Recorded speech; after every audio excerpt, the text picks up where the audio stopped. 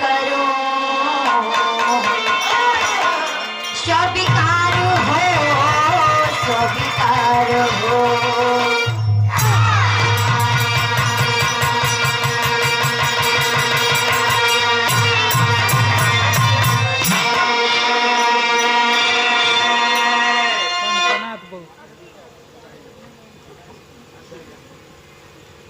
सबसे पहले मैं इस पावन पवित्र धरती माँ को नमन करती हूँ और आज शुभ अवसर पे उपस्थित आप सभी हमारे पिता तुल्य बुजुर्ग नौजवान साथी, दूर दराज बैठी हुई हमारी माताएं बहनें, हित मीत रिश्तेदार तथा जहां तक हमारी आवाज जा रही है, आप सभी लोगों का मैं गायिका सुभद्रा चौहान तुम्हारी मधुबन के धरती से दिल के अनंत गहराइयों से आप सभी का हार्दिक अभिनंदन, वंदन एवं स्वागत करती हूँ। और बिहार के बड़े ही शानदार कलाकार, जहाँ तक बिरहा है वहां तक आपकी पहचान है। आप सुपरस्टार कलाकार, हमारे मार्गदर्शक आप माननीय शैलेंद्र यादव जी और आप माननीय मदन लाल यादव जी,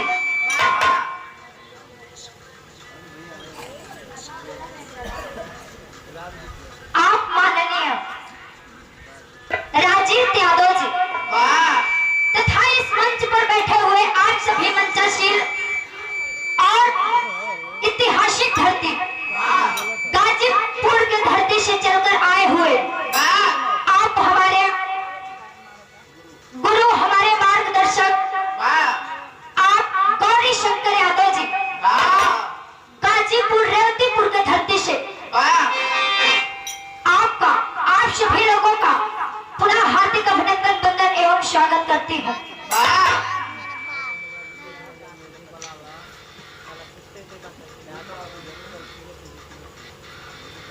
और हमारी माताएं बहनें इतनी दूर बैठे हैं, अगर आप लोगों को कष्ट ना हो तो आके नजदीक से बैठकर आनंद ले सकते हैं। अगर केहू बचल गुजर कहीं दूरे होके, काम में बिजी होके, लास्ट हम ही बचल है, आके बैठ के सुन ले। आई मास्टर जी बतावल जल कौनो कार्य कैला से पहले अपने अपने इष्ट देवता के फरियाद कर लेवे के चाहे। जैसे धन के चाहे वाला माई लक्ष्मी के पूजेला और बल को चाहने वाले बजरंग बली को पूजते हैं, वैसे ही हमनी के जैसे स्वर साधक, गवैया बजवैया, चाहे पढ़वैया, ओह माई की पूजा अर्चना करेलन, जवने माई के देन से आज इतना सुंदर मंच बाबू भैया बुला के देले हम लय बना के आ जाए, ओह माई की पूजा अर्चना बने।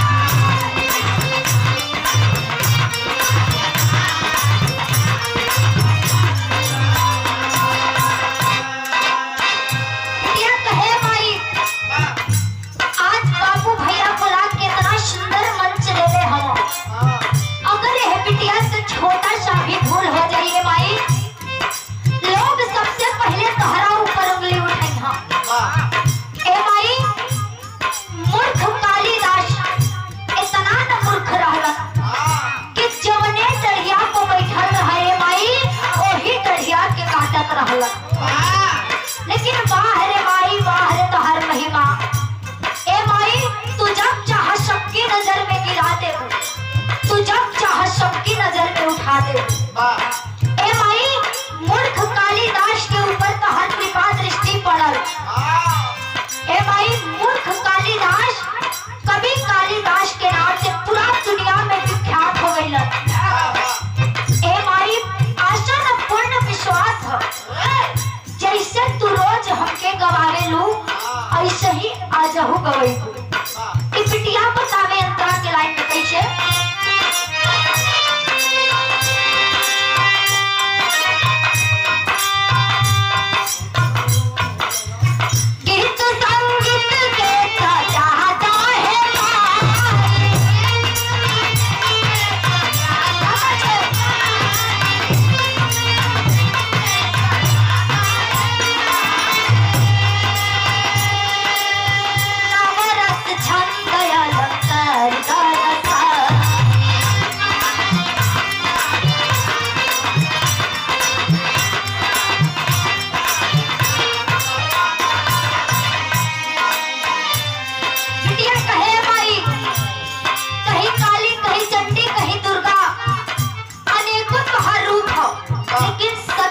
सही है माई।